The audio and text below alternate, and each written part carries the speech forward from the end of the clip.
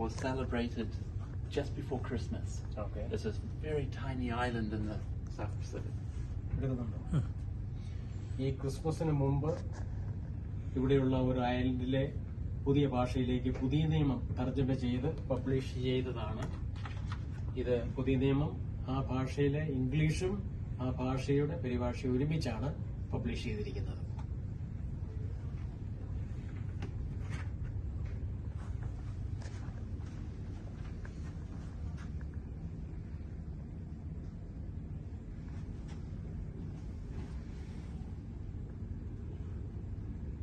Wycliffe Bible ട്രാൻസ്ലേറ്റേഴ്സിന്റെ വിവിധ ഭാഷകളിൽ അവര് ഗോത്രവർഗക്കാരുടെയും വിവിധ ഐലൻഡുകളിൽ താമസിക്കുന്നവരുടെയും ഭാഷകളിൽ ദൈവത്തിന്റെ സ്വർഗത്തിൽ എന്നേക്കും സ്ഥിരമായിരിക്കുന്ന ദൈവത്തിന്റെ വചനം അവർ അവൈലബിൾ ആക്കിക്കൊണ്ടിരിക്കുകയാണ്.